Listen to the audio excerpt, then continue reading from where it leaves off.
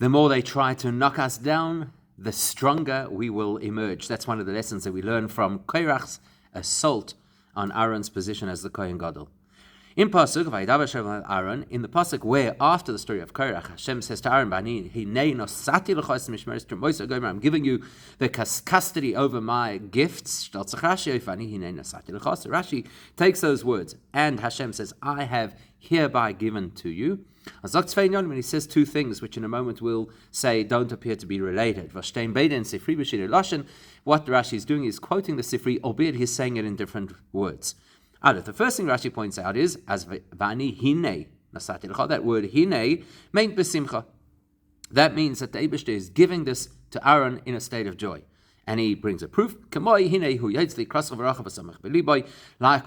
Moshe Rabbeinu was worried about Aaron, that he should have taken the position of leadership of the Jewish people, so the Eibishter says, don't worry, because behold, he's coming, and he's coming to greet you, and he's going to see you and be very joyous.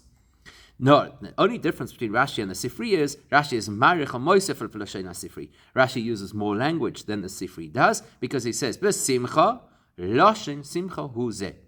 He says this hine is an expression of simcha. Der Pshat is in a nitul with loshen simcha, and it would appear the reason Rashi has to say that is because normally the simplest way to translate the word hine is behold or here I am, rather than to say specifically simcha. No, it's only if there's some contextual reason why we translate hine as joy. Therefore, Rashi tells us in this context, hine means simcha. So the first thing Rashi draws our attention to is this is a very joyous gift that Hashem is giving the Jewish people, the kohanim. Beis, then he tells us something else. As the time of the smichos from the parsha v'gematnas kihuna to Ma'aser Korach, the reason why we're told about the gifts to the kohanim straight after the story of Korach is moving from Moshel and Melech. That is understood from a parable. Let's say that there was a king, who gifted a field to somebody who was beloved to him, but he didn't make any formalities, any documents, etc. So somebody came along and claimed that the field was his. So therefore the Melech, the king, said, you know what we're going to do now? We're going to prevent anybody from ever contesting your rights to this field, because I'm going to write a document for Chosef and have it properly signed or witnessed for you, and we're going to ratify it in the courts. So therefore, says Rashi, the same thing happened here, because Korach protested against Aaron's rights to be the Kohen. So the pasuk came along, the Torah awarded him 24 gifts of the Kahuna, and all of them b'bris melech olam with an eternal covenant. And that's why this parasha is placed in the Torah right after the story of Korach. So the first question that has to stare you in the face is, the two interpretations of Rashi seem to have absolutely nothing to do with each other. In fact,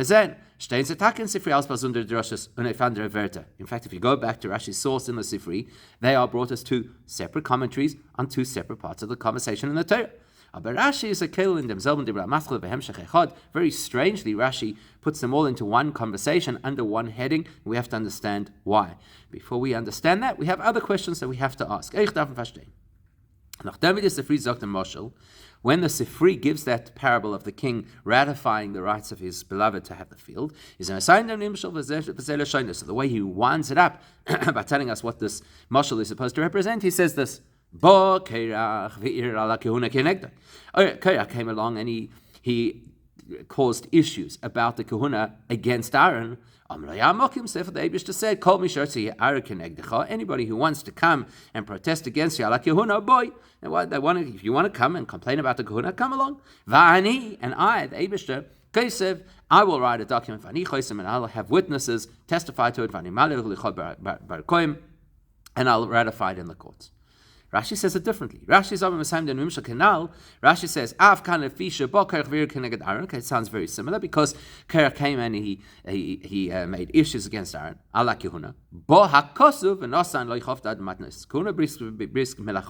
Therefore, the Torah came along and awarded him this eternal covenant of 24 gifts.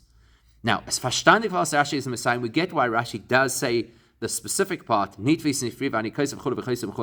So the Sifri said just simply kind of, I'll write and sign a document, whereas Rashi spelled it out, that I'll give you the gifts of Kehuna. We understand why he did that, because Rashi needs to interpret what writing a document that ratifies this agreement it looks like in the context of Aaron. It looks like giving him the gifts of Kehuna. So Rashi has to spell that out for us. The reason the Sifri did not have to do that is Mashenkin and Sifri he doesn't have to give us that information because Valen Sifri Veisman from freer because the Sifri already gave us that information before beginning the mashal.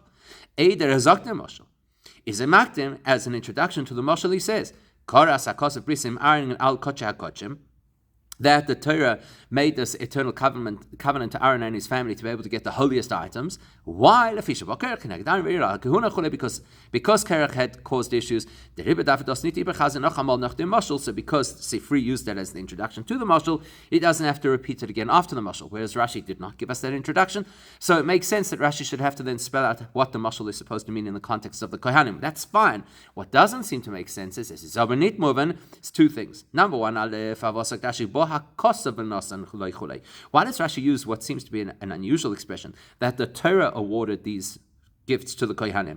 Why doesn't he say like the Sifri does, that Hashem gave these gifts to the kohanim? Why the pasuk and not Hashem? Second question, base. Why does Rashi have to tell us in this particular context that there are 24 gifts? Here the message is that the kohanim are given gifts to show their status. The number of gifts, that's not apparently relevant over here. Rashi could have simply said that the Eibishter made an eternal covenant to give them gifts of kahuna.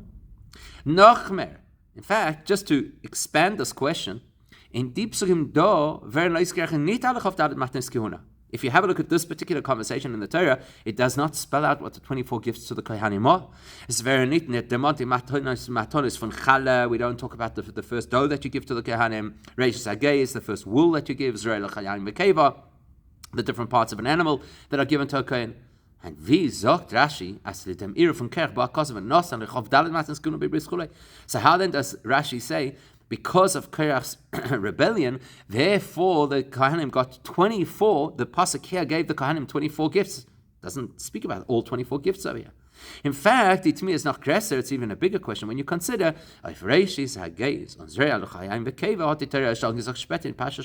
we're only going to find out 4 of the gifts much, much later in the next book of the Torah and in Pasha Shoftim. So how does Rashi refer to them over here as being part of this conversation and this response to Korach? So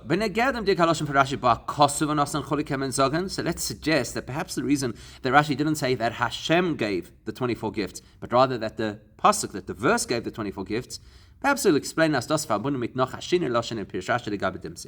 might be because of another broader difference between Rashi's expressions versus the Sifri's expressions, which means that they're coming from 2 different perspectives. In Sifriism Messiah, look at what the Sifri says. The conclusion of the Sifri is that's why this parasha about the Matnos Kuna was told, i.e. taught, very soon after the story of Korach. But Rashi is Meshana from Sifri and Zok. Rashi does not say that. Instead he says, this is why this parasha was placed in the Torah right after the parasha of Korach. Now there's a very significant difference between those 2 words, and perhaps that will help us understand the difference between the Rashi and the Sifri. So the chiluk division Titzvei Lashonos Nemra or Nismecha b'Pashtus is, what's the difference between saying this parasha was told at this point or this parasha was placed at this point? Because Nemra Pashtus Samach LeKerach meint as das gesagt geworden besmichut zu dem Ura von Korach. If, like the Sifri, you say that this parasha was said at this time, then you're saying it was said as a response to what happened with Korach, and therefore must have been in that time frame. Whereas Rashi's language, that this parasha was placed close to the story of Korach, means that's where it is set in the Torah. However, that means it was written at this particular point, but it could have been taught either before or after the story of Korach, and for now we're going to go with the theory that it was taught after the story of Korach. As the parasha is not nismech, because Rashi is definitely taking the approach, unlike the Sifri, that it's just a matter of the Torah writing this parasha at this particular point. That's why he uses the expression. He says the verse gave them the 24 matnos kuna, weil der etzem Ansag von der matnos kuna was steht in der Parsha ist nicht gekommen beim Hemshach Zemaisa Korach. So, because the actual conversation about the matnos kuna was not a direct follow-on from the story of Korach. Now the Torah, because it was massive the Parsha Aher, but when the Torah was written, it was placed at this particular point in time, obviously for context. So lernen as the Sinne von der matnos kuna mit Rishon Melcholim is mafatel der shows. And the reason that it was placed over here was to ensure that no future claims would be made against the kohanim. But what that does not clarify for us is how gufa time boy. Let's understand how Rashi came to that conclusion. On what basis did Rashi come up with this innovative insight? As the parsha is nicht gesagt. Und der Pharao geschrieben geworden bis Michas Meise Korach, wie der Sifri lernt. What prompts Rashi to say differently to the Sifri? That this section of Torah was not taught at this moment after the story of Korach. No, but it was just inserted in the text of the Torah after this particular point. Why? Why would Rashi say that? So, perhaps the answer to that lies in another distinction between how the Sifri tells the story and how Rashi tells the story of a hektim. And let's first pay attention to something in the pasuk which will help highlight what those differences are. For Pashas Lashon HaKosov, if you read the pasuk at face value, it says, Kol Trumas HaKadoshim Gomer, all of the holy gifts, Nosati L'chol Gomer, I, Hashem, have given you, Aaron, and the kohanim, L'chokonim Bris Melech Gomer, as an eternal covenant like salt. Is mashma, as dos, but sitzach nit nor ifatel, no ifale matnes kuna. So logic says, well, if the Torah is using the expression all of the gifts, it must be referring to all 24 of the gifts, not only to a portion of them. And that also would appear to be logical from the context, because there's no logic to say we're going to split up the 24 gifts to the kohanim and say only part of them were this eternal covenant which is as long-lasting as salt. So if the Torah is implying that all 24 of the gifts are simultaneously given to the kohanim, and if darf auskommen, as when the parsha is gesagt geworden, is when schon ist geworden from früher, if alle auf der matnos kuna. And then logic says, whenever this parsha was taught, clearly at that point they had been instructed about all 24 of the different gifts. Or leidem sagt der pasuk as kol trumas hakadoshim gem nasatel kol goyim bris melech, which would explain logically how you could say all of the gifts designated for the kohanim are given to you with this eternal covenant. Okay, so that pasuk is a very important, surely, understanding for what's included in the gifts that were given to the kohanim or told to the kohanim. And the chiluk zwischen dem Sifri and Rashi is in them, so that would help us understand the distinction between the approach of the Sifri and Rashi. Because if in pasuk kol trumas kol chelev yitzod goyim reish shisam ashit lashem lechona satim. Part of the conversation over here is that they have to give the best of their product, and the first of their product they have to give to the kohanim. So Shteit and Sifri, there the Sifri interprets Reish Shisam includes those gifts that we haven't yet read about in the Torah that are only coming in Parashat Shoftim. Reish Shisam is Reish Sagais, that refers to the wool that you have to give the kohanim. Asher Yitnu, that you have to give, refers to Ze'azorei B'Lachayim Ba'Akeva, the different parts of the meat that you have to give to the kohanim. And La Hashem Zeichala, that refers to the first dough. Das heißt, as in the Parsha verstehen, shein alle auf der matnos kuna. In other words, the Sifri is coming from the perspective that by the time we get to this particular story in Parshas Korach, we already know about all 24 of the gifts. The Rebbe learned the Sifri as the Parsha, wo steht wegen dem Bris Melech is nermado, and therefore the Sifri is comfortable to say this Parsha was taught at this particular point in time, because it's clear that the Parsha has to include all 24 of the items given to the kohanim, and if you interpret the words in this Parsha, you get to all of the 24, so therefore the Parsha was set at this point in time. Mashenkin, like Rashi does not take that approach. Rashi does not interpret the word Reishisam and Zeh to incorporate all these other gifts to the kohanim that we haven't yet read about. In fact, to the contrary, Rashi's version of what the word Reishisam, the first things that you give to the kohanim, refers to truma, the truma which goes to the kohanim from the Yisraelim, truma gedola, and that's something that we already know about from before. On dem Chiyuv von Reish Zagez and Zayla Chayam Yekeva Veisem nicht von der Parsha. And Rashi is of the view that these other gifts, the first wool, the elements of the meat that you give to the kohanim, etc., are not actually derived from this parsha, nor actually from Parsha Shoftim, but we're only going to find out about them much, much later on in Parsha Shoftim. Mosmen Zogans, if you're coming from that perspective, that we don't yet have the instruction about these particular parts of the gifts to the kohanim, Then Rashi says, when Hashem makes this eternal covenant of giving the 24 gifts to the kohanim, that wasn't said at this point, because we don't have all the information yet. We're not yet obligated to give all of the various elements. It's only going to be something we're aware of at the end of Parashat Shoftim, so you cannot say Nemra that this parasha was said at this point in time. Even though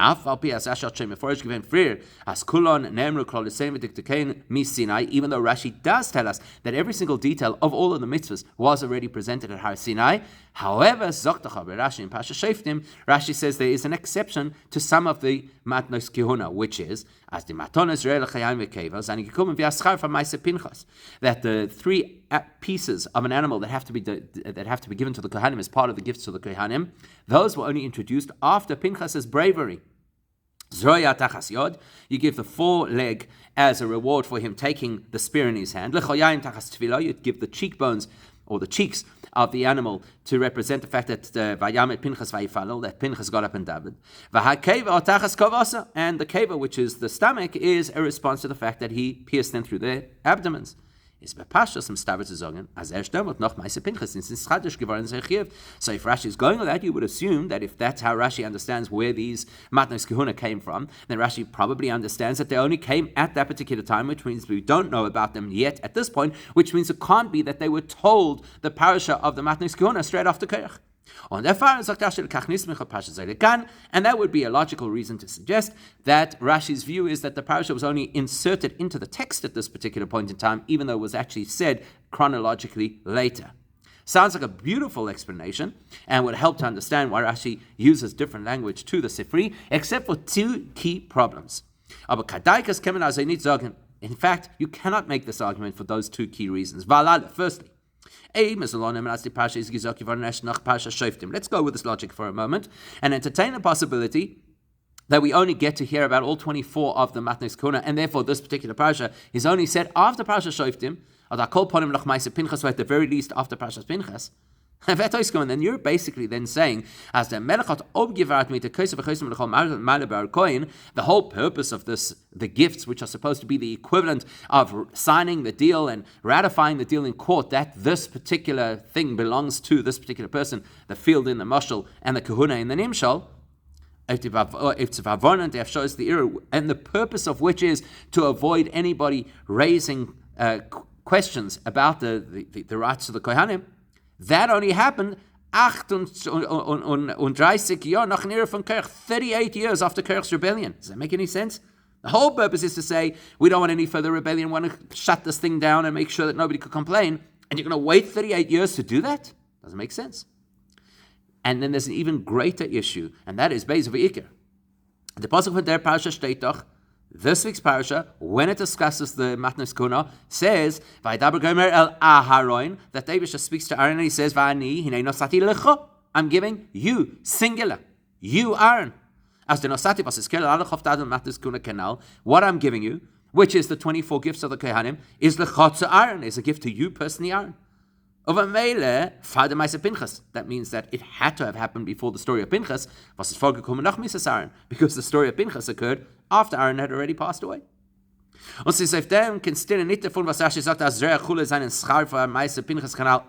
we just said a moment ago that Rashi is the one who tells us that 3 of the gifts to the kohanim were in response and reward for Pinchas's behavior. Don't stress about that, because it is possible to suggest that these were gifts given to to Aaron HaKohen in anticipation of what Pinchas would do in the future, and it's not the first time that has happened. Because Rashi is the one who drew our attention to this possibility quite a while back, with regards to Yitzias Mitzrayim, where he says, as is given in schools, von der Späte, dicke Kabbalah Satira, where the Eibusha tells Moshe Rabbeinu at the burning bush that what's going to happen with Mitzrayim, when you take the Jews out of Mitzrayim, they're going to serve me on this mountain. That means that in the schus of something that they would do in the future, they were already rewarded at that particular point in time. So it's not so far-fetched to suggest that the kohanim are already being rewarded now with things that are only going to make sense after Pinchas. So kann man doch nicht sagen, als die Parasha ist gesagt geworden viel später nach Meiser Korach. So logically, it does not sound right to suggest that all of the details of the 24 gifts of the kohanim were only taught long after the story of Korach. Well, if he's a kumtos, fakert, okay, in which case Rashi must be saying the exact opposite. As das, was Rashi sagt, nismich elekan, Rashi used the expression that a passage spoken elsewhere is inserted textually close to the story. If it's not afterwards, nit nemra, and he's obviously not saying it was said at this particular point in time, es val halt as die Parasha is gesagt geworden lifnei inyan Korach. Must be Rashi believes exactly the opposite of what we thought. We thought that Rashi is saying it's not said here, but it's said much later. Actually, that's impossible because much later would be illogical. It would undermine the purpose of proving that we ratify Aaron's position, and it wouldn't make sense because the gifts were given to Aaron, and you're telling me the parasha was said after Aaron passed away. Must be the reverse, that it was said much earlier. Is nicht moving canal. So now that raises the same question we had before, which is, for wann is Rashi's hechech b'pshutish mikra? Where in the simple understanding of the pasuk does it force Rashi to believe that all of the details of the 24 matnos kahuna were said earlier in Torah and only inserted textually here? Why? Shlomo Habir Bozed explanation is this. In die Psukim von der Parasha kommt nicht zu, Leute pschutisch und Mikra, kein ein Matona, was ist nicht angesagt geworden, schon früher. If we're going with this opinion, which as we shall see, is in fact how Rashi looks at it, then this particular parasha is not introducing any new gifts to the kohanim that we haven't learnt about before. Das, was ist zugekommen, is der Schola V'Siyam. The new information that we get in this parasha is not what to give the kohanim, but rather the introduction and the conclusion of the concept of giving gifts to the kohanim. As nimatnis kihuna seine gegeben geworden levana moshcha. Firstly, that when you give to the kohanim, you have to give them a moshcha, which Rashi translates as ligdula, that you give them something which is dignified. And the other thing is that it is an eternal covenant, which is compared to salt. We'll talk about that too. Rashi says that the whole purpose of salt is that it can never be undermined or removed. Muss man sagen, as das was the pasuk sagt, vani hinne nosati gomer. So therefore, when the pasuk over here says, I am hinne, behold, nosati, I have given you, that doesn't mean that the Eibishter is now giving Aaron and his children something brand new, 24 gifts. No, it's kfar nosati be over. Rather, nosati means, I have already given you 24 gifts. On der Fall is mistavet zu sagen mit der Pshat. Well, if you're already telling me about something that happened previously, that was already given and designated for the kohanim previously, as die Psukim von der Parasha, wo es wird ausgerechnet bei Proteus, die Matnis Kihuna, seine nicht gesagt geworden dort. Well, if nosati means past tense, which you've already given to me, so then even if in this particular conversation it spells out some of the gifts of the kohanim, that's not because this is where it's being said. It had already been said. Now nismecha, it's just that it's being set into the text at this particular point in time. Now nismecha. The Torah hat da geschrieben die friedige diburim shel HaKadosh Baruch Hu v'de matonis v'che nosati kvar. The word nosati is a key word. This is information that the Eibishter had already given to the kohanim, being written here, although it was said earlier. And that's exactly the opposite of the Sifri. Masheken Leute in Sifri, was lernt as in deep Psukim, da seinem Rumus ich resh sagei is Ozraya l'chaim v'keva, was seine noch nicht gestanden in Pasuk Frikenal. Whereas the Sifri, who is reading into words of this parasha to extract other gifts to the kohanim, which we haven't yet seen clearly in the Pasuk, the forelegs, the cheeks, the stomach, etc., is the Pasuk gesagt geworden da. So the Sifri's opinion is, because this is where it's being told, even if it's being told in insinuation. Zu Mashlem seinem Inyan von Matnis Kihuna, euch die was seinen bis dahin gestanden in Pasuk, according to the Sifri, what the Torah is doing here is rounding off all of the 24 gifts, telling us what they are, because we haven't yet been told. What Rashi will acknowledge is that the information being told that this is now an eternal covenant that is chronologically happening at this point after Ma'aseh Korach is aber like Rashi, and again dem Inyan from Bittul Efsharius Le'irer, but for Rashi, and this is a critical part of understanding what Rashi is going to be telling us, to get rid of potential complaints against the Kahuna, what's important for that is nit no decreases bris of matnes kahuna. It's not just Hashem saying, I'm making an eternal covenant that you are an eternal kohen, even though that is relevant, But what's also relevant is the actual giving of these gifts over into the jurisdiction and into the rights of the kohanim. That is part of ratifying the position and immunizing their position against any kind of complaints or attacks. That's what Rashi says. The pasuk is coming here to give the gifts. Because what he wants us to know is that all the pasuk is doing for us over here is textually inserting the part where they're given the gifts. The koset that sold from Freer. In other words, the pasuk is telling us what had already previously been given to them. Now, at this point, it may not be clear to us what the value of the giving is. We'll see. But first, let's understand the word hine, because that's a key word, as Rashi pointed out right in the beginning. The pashut taich von hine is the simplest way to translate the word. Hine is al derech v'hineni, kitzur shel hine oni, similar to the word hineni, which is a contraction of the word here I am. Ot da muchon mezuman. Hine means something is here and ready and prepared.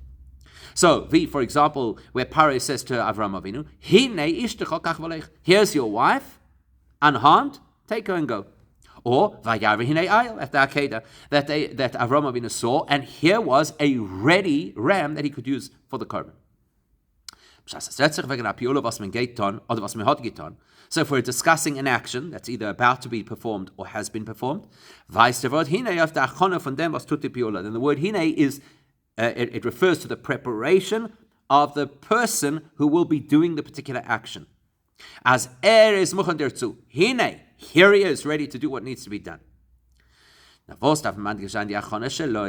So why, if somebody's going to be doing something, would we ever need to say they are ready to do it? Surely that's self-understood. If they do it, they must have been ready to do it. Why would there be that emphasis on hine, here the person is ready to do it?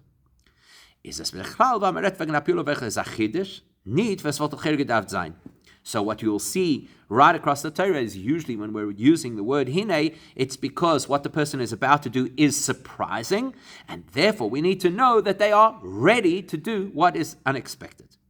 Here's an example, in fact not about a person, about the Eibishter. The Eibishter says, here I am, behold I am ready to bring a flood against the world. That's surprising. Because that contradicts what we already know about the Eibishter's attitude towards the world, which is that he saw the world as exceptionally good. So it's a surprise to us that he's going to bring a flood. Hine or hineni, here I am, ready to do it. Another example. Sarai says, behold, the Eibishter has prevented me from giving birth. Why is that behold? Because it's kinder. It's unnatural. The natural way is that women are fertile. And especially this is not just a natural individual. This is this is the contradiction to the Eibishter's promise and covenant with Avraham Avinu that he's going to give him a whole progeny, a whole lot of children. So hine, this is surprising that Atzorani, that the Eibishter stopped it from having children. In fact, there's another example in our own parasha. That the Eibishter says, behold, I'm taking the Levim to assist you, the kohanim. Even though the Eibishter has said, you, the kohanim, are the ones who are responsible to ensure that the wrong people don't come into the Mishkan or subsequently into the Beis Hamikdash, and therefore that you are the ones to ensure that they don't carry any sin. Implying that the protection of the Mishkan and the Beis Hamikdash from outsiders is in the hands of the kohanim. Here's the chiddush. To help from the kohanim, I'm still going to introduce the Levim into position to assist you. Hine, look, something unusual. Now, if that's normally how hine works, then in our scenario, in Pasuk hine nosati gomer, where the Eibishter says to Aaron and to his children, behold, I'm going to give you gifts. What's the surprise over here? How does this undermine anything we originally assumed? So what's the word hine doing over here? It doesn't seem to be the normal usage of the word hine. Aha, the Rabbi sagt Rashi. So therefore Rashi says there's another alternative word or meaning to the word hine. This particular usage of the word hine is an expression of joy. As pshas is faran asimcha in the minyan, when something is about to happen that is joyous, is matan loshin hina afilu when sees nitoin de pioluk in chidush, then the word hina belongs even if there's nothing surprising about what's about to happen. Why? Weil the simcha by Apula bringt Jesus, because what simcha does is it energizes the people who are doing the particular thing. Hey, suffer and therefore they do it with more investment. In the greatkeit zu tun die Sachen, they're more prepared to do it because when you're joyous about something, you're going to do it better. And therefore the word hine belongs over here.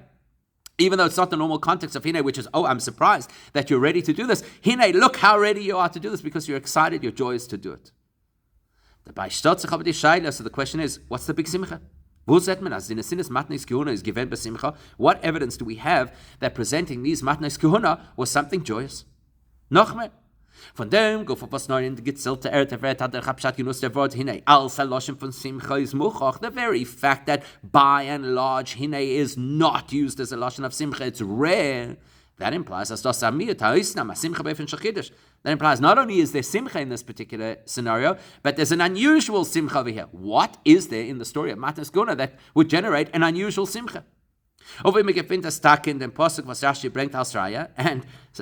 proof of that is Rashi's quotation that he uses to show us that hine could be simcha. That Aaron HaKohen is going to see you and be happy. In other words, despite the fact that Aaron is now coming to greet you, his younger brother Moshe. Oh, Moshe, in the state where you will now, Moshe, be the one to redeem the Jewish people. Which is apparently an insult to his honor as the older brother. Well,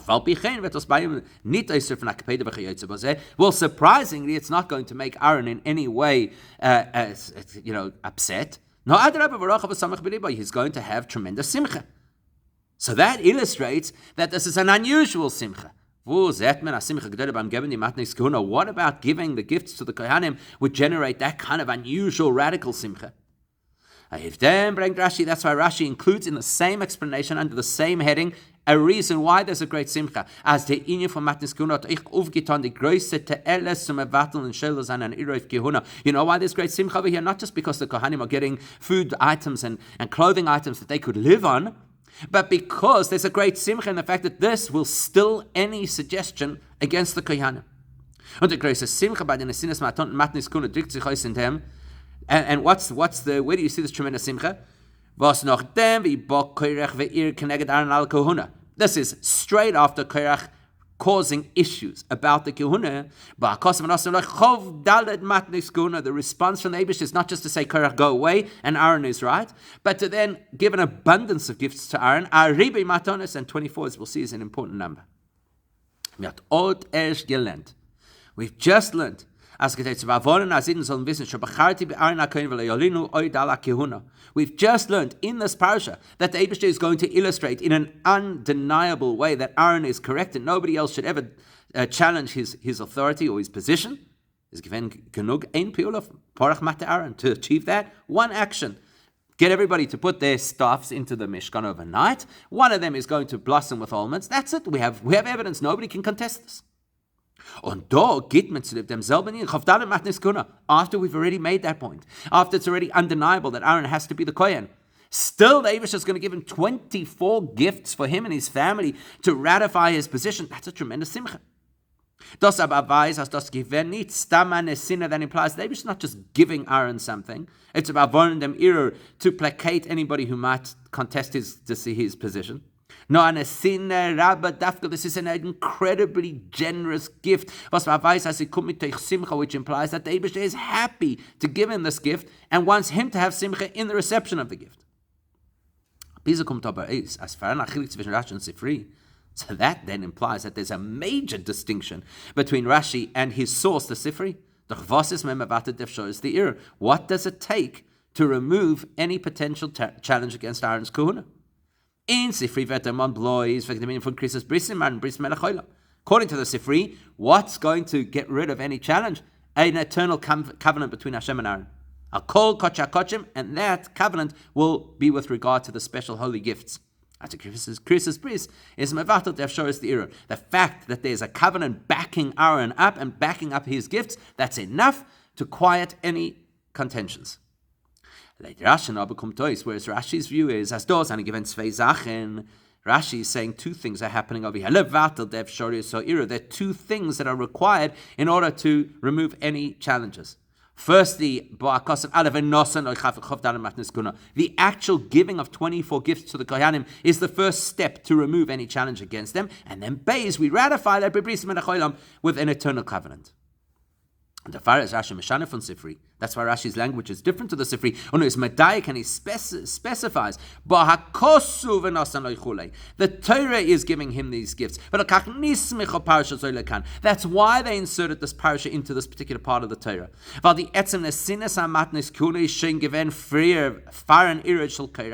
Because what Rashi wants us to understand is that the designation of these gifts for the kohanim predates the story of Korach. It's just that here the pasuk is putting it into this particular context, so we appreciate where and why these matanos belong. Damit wird euch werden verstandig, was Rashi darf bringen the mashal mit alle seine Protim, which also explains why Rashi gives so much detail of a mashal, which really he could have skipped over surely. When Rashi sagt bloß dem Nimshal, let's assume for a moment that Rashi had skipped the mashal and just told us the message, which is because Korach raised challenges against Aaron's kahuna. Therefore, the Torah responded to that by assigning 24 gifts of kahuna to Aaron as an eternal covenant. We would have understood exactly what that means and what the message is. Was geht zu dem Moshe von Amelech? Was hat gesagt? How does it help me to understand this any better by knowing that there was a king who was protecting the field he gave to his beloved by writing up a document and having it signed and ratified in the courts? Now, if Al-Pias the Moshe state in Sifri, yes, you'll say, because Rashi is quoting the Sifri, and the Sifri used the Moshe. The Rebbe has told us countless times that Rashi's job is not to quote verbatim from his source. Especially seeing as Rashi doesn't actually tell us he's quoting the Sifri. We know this, but he doesn't necessarily tell us. So why does Rashi give us all of the details of the nature of how the position is ratified? Now, the mitzvah Rashi it's because Rashi wants to explain why you need both steps. Giving 24 gifts to the kohanim, and it has to be accompanied with a covenant. Those are two critical elements of understanding what's going on over here.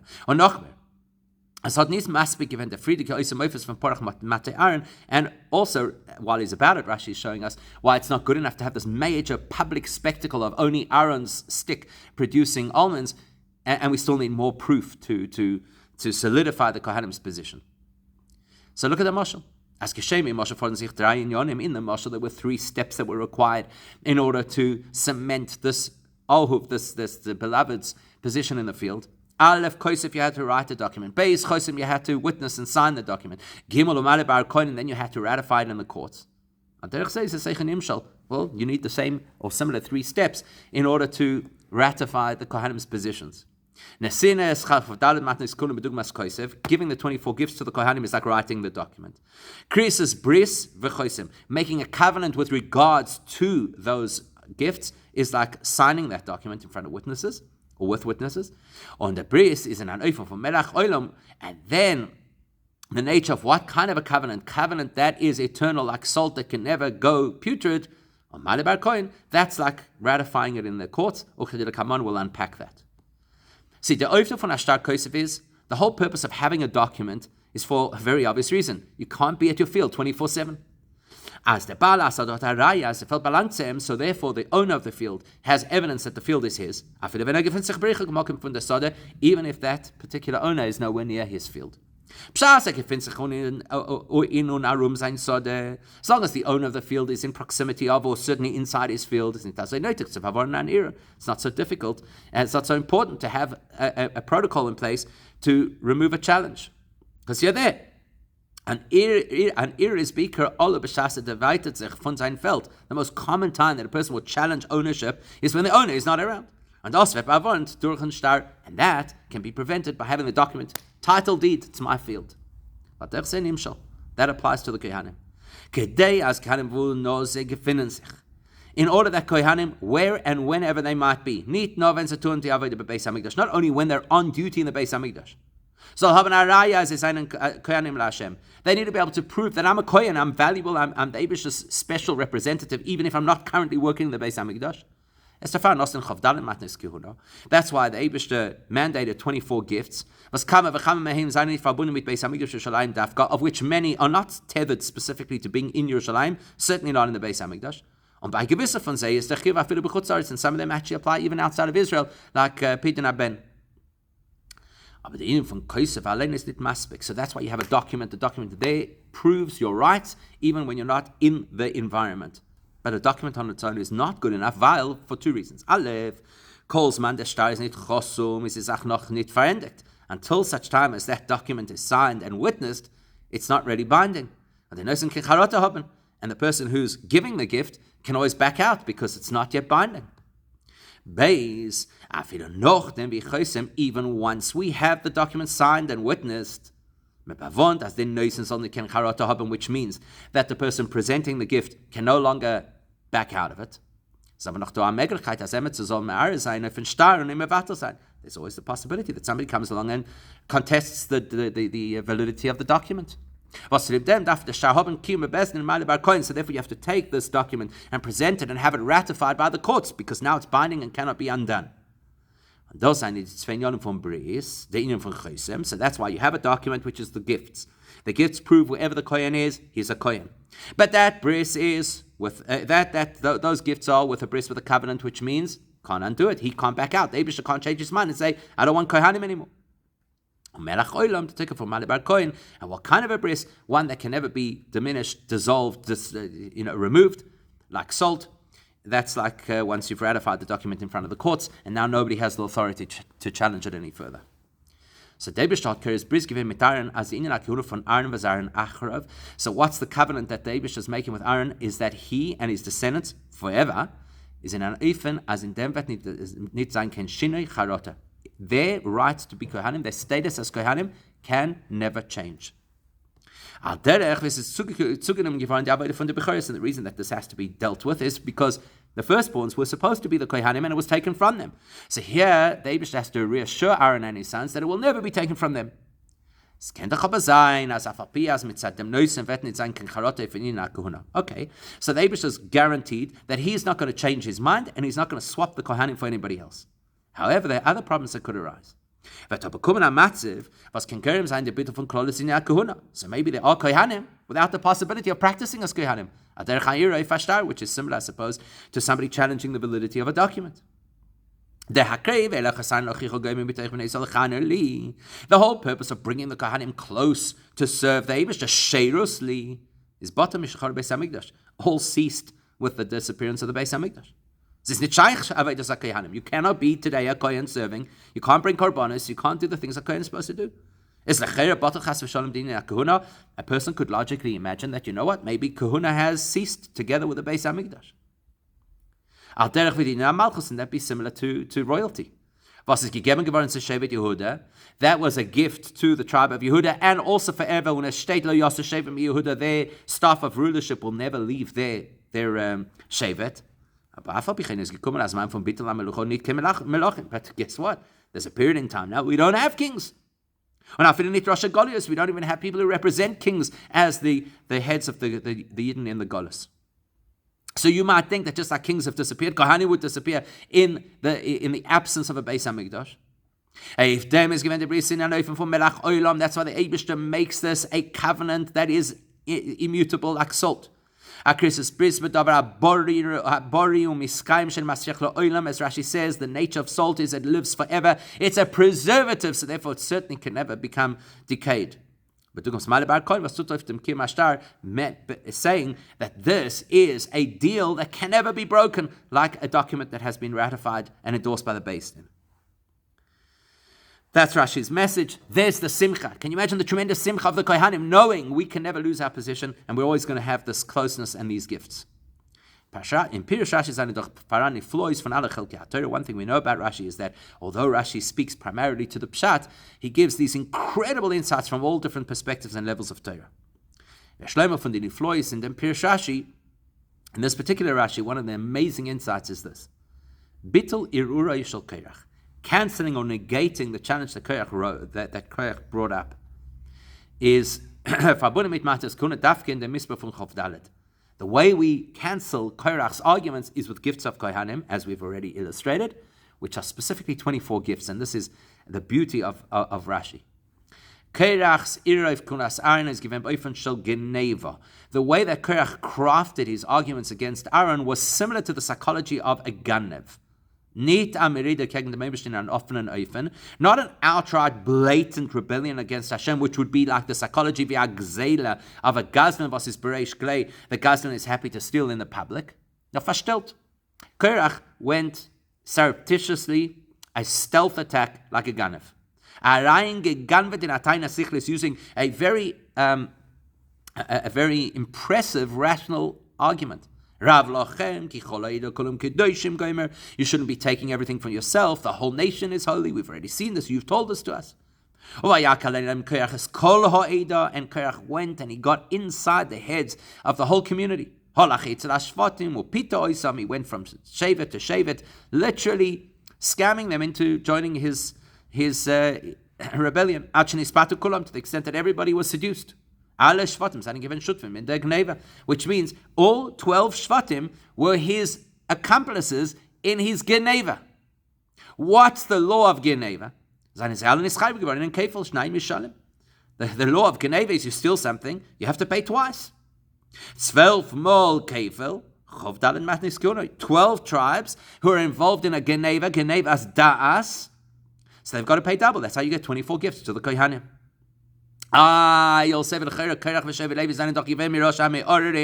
Shevet Levi, the kohanim who are recipients of these gifts, belong to the same tribe of Korach, who is the rabble rouser. So surely then there are 13 Shvatim, in other words, you include Menashe and Ephraim, and Levi, you get 13. So by that logic, there should have been 26 gifts to the Kehuna. Says Rashi, from Matnes Kuna is, what was the purpose of giving these gifts? So to prevent any future challenge to the Kohanim, Beloshin Rashi in Moshel, as Rashi quotes by Dafka telling us the details of the parable. That the king tells his beloved, anybody in the future who wants to, your voice should come in the future, and try to challenge your position in the future, and he won't be able to.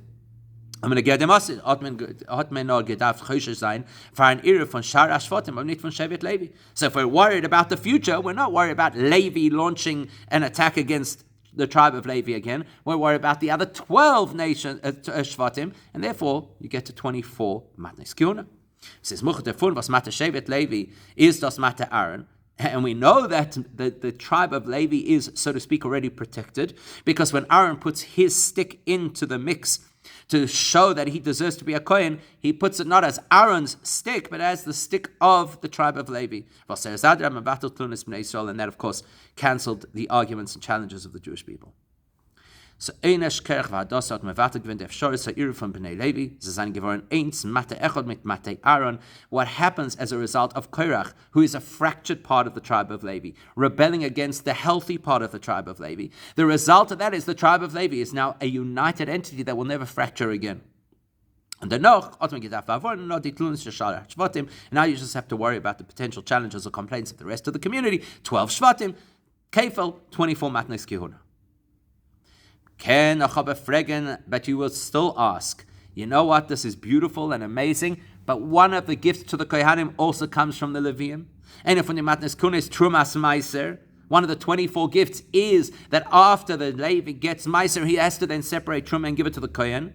Was das given nicht Yisraelim no blois Levim weil Levim to daber, and that is an obligation only for a Levi, not for a Yisrael. Kommt euch back to square one as alle Yudbei Shvatim geben blois Chov Gimel Matnes Kehuna, because now that implies that the whole Jewish nation only actually gives 23 of the gifts to the Kohanim, and one of the gifts is reserved only for the Levim. So where do you get the kefil that they're supposed to be paying for their role in the rebellion against Aaron, where they should be paying 24 Matnes Kehuna? It looks like they only giving 23. There again, we'll see another example of how the pshat of the psukim is so precise. But Thomas Meiser, When the Torah tells us that a Levi has to take a portion of his ma'aser that he receives from the community and give it to the Kohen, Zogt the Pasuk zweimal, on two occasions in describing that mitzvah, the Torah tells us, as das kommt von der Ma'aser, was tikcho beis bnei Yisrael, that who is the source of the ma'aser that will then have a tithe removed from it? It's the Jews. The Jews, Bnei Yisrael, give the regular Shvatim, give the Levi ma'aser, from which he then gives Trumas ma'aser. Why is it so important for the Torah to emphasize twice that the ma'aser received by the Levi comes from Bnei Yisrael? Not that it's the pasuk madgish. That's because the pasuk wants to emphasize that the responsibility that you have to give Trumas ma'aser applies to the grain. Be'esis noch birshus HaYisrael, even before the Levi physically has it in his possession, when it's still inside the granary of the Yisrael. Now the Levi is das mafresh befeil. It's just that the Levi is the one who actually contributes that portion to the kohanim. Because he's the person who's getting the ma'aser. That actually explains a very important halacha. As yesh le'reshus le'balabais litroim trumas ma'aser. If you are a non-kohen, non-Levi, and you have a whole lot of grain, you are entitled to give the portion on behalf of the Levi who hasn't yet got his ma'aser. And it doesn't run into the whole halachic quagmire of a person giving a donation without specifically giving truma without the person knowing that he's giving it on his behalf. But the chiyuv von trumas ma'aser is mitzadem, was der ma'aser kommt meis bnei Yisrael, because the Torah has emphasized what causes the Levi to have a responsibility to give truma from his ma'aser that he receives.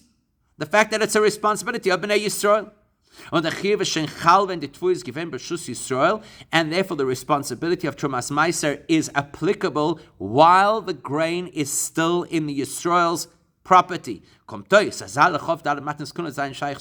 Which then teaches us that all of the 24 gifts to the kohanim are all associated with the whole Bnei Yisrael, which is of course what we wanted to illustrate over here, that Chav Dalet 24 Matnis Geuna is the kefal of the 12 Shvatim being part of the rebellion against Korach.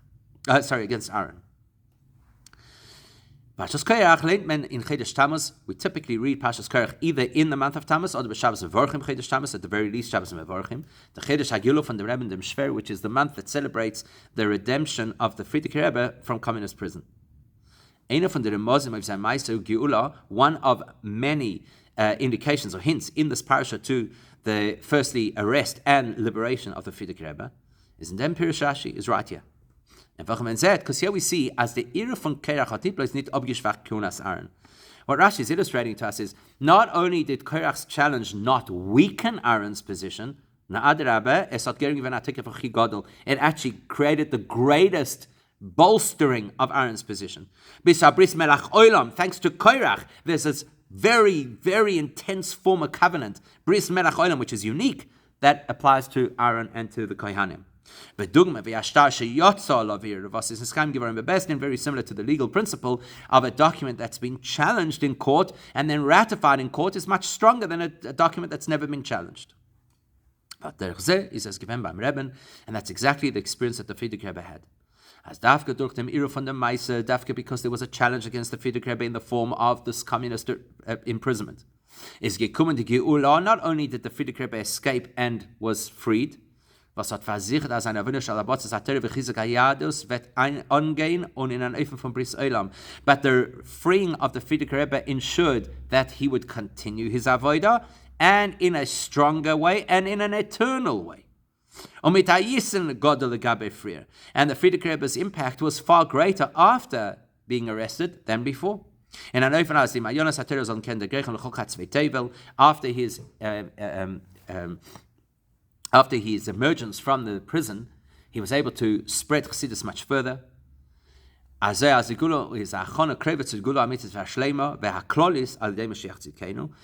a way that the freeing of the Frierdiker Rebbe becomes a catalyst for the bringing of the ultimate Geula with Mashiach, should happen immediately.